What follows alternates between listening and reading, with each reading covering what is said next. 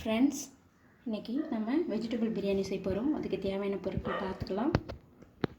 Basmati rice இந்த டம்ளரில் நான் ஒரு 1.5 டம்ளர் எடுத்து வச்சுருக்கேன். ஒரு 10 நிமிஷம் ஊற வச்சு வைங்க. அதுக்கடுத்து ஒரு பெரிய வெங்காயம் வச்சுருக்கேன், ஒரு 2 சின்ன தக்காளி, ஒரு 3 கேரட் வச்சுருக்கேன், 2 பொட்டேட்டோ வச்சுருக்கேன், பீன்ஸ் இருக்குது, ஒரு பச்சை மிளகாய் வச்சுருக்கேன், இஞ்சி பூண்டு வச்சுருக்கேன், எல்லாமே வச்சுருக்கேங்க. பாருங்கள், மீல் மேக்கர் உங்களுடைய நீடு தான், போட்டுக்கலாம். வாங்க இப்போ எப்படி செய்யலாம்னு சொல்லிட்டு பார்க்கலாம். அடுப்பில் குக்கர் வச்சுக்கோங்க.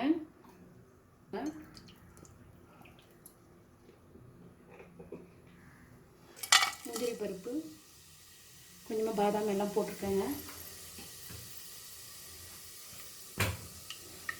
பிரிஞ்சி இலை போட்டுக்கலாம். நம்ம மிளகாய்,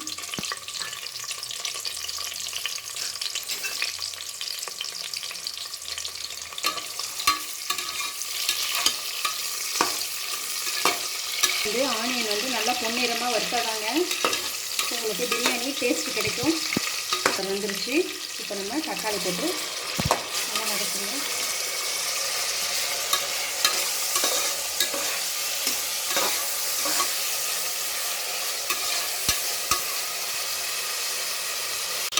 இந்த ஸ்டேஜ் வரைக்கும் வதக்குங்க நல்லா.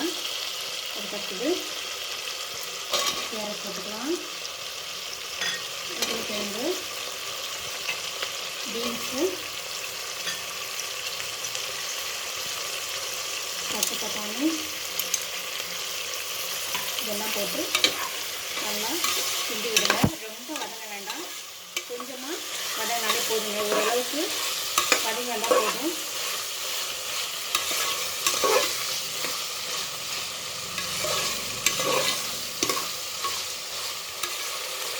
ஒரு பச்சை மிளகாய் போட்டுக்கோங்க, இஞ்சி பூண்டு பேஸ்ட்டு போட்டுக்கோங்க, மீல் மேக்கரும் போட்டுக்கோங்க. மீல் மேக்கர் வந்து ஆப்ஷன் தாங்க, உங்களுக்கு ரொம்ப பிடிச்சிருந்ததுன்னா போடுங்க. ஒரு சிலருக்கு மீல் மேக்கர் போடாமல் செய்வாங்க, அவங்க வந்து போட தேவையில்லை. ஊற்றிக்கோங்க.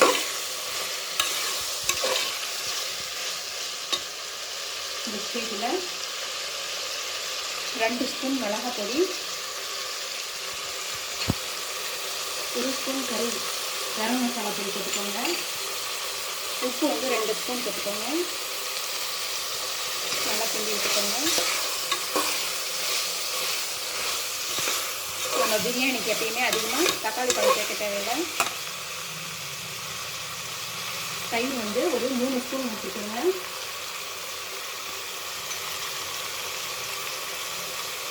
ஒரு கை நிறையா கொத்தமல்லி போட்டுக்கோங்க.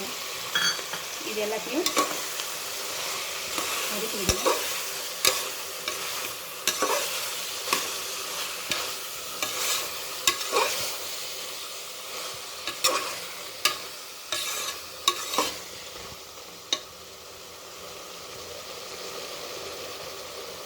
இப்போ இது கூடவே அரிசியும் போட்டுக்கலாம்.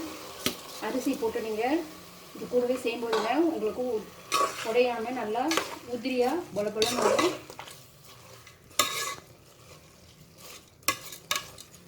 கொஞ்ச நேரம் வதங்கட்டும்.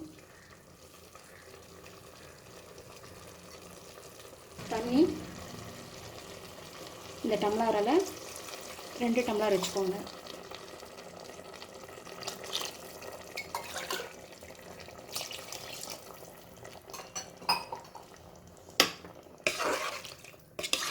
நல்லா கிண்டி விட்டுக்கிட்டுங்க.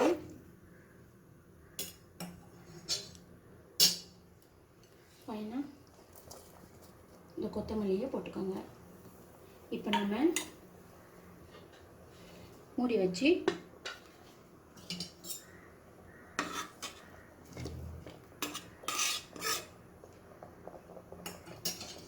நம்ம மூடி வச்சிடலாங்க. மூடி வச்சு ஒரு 2 விசில் வந்தோடனே எடுத்துடலாங்க.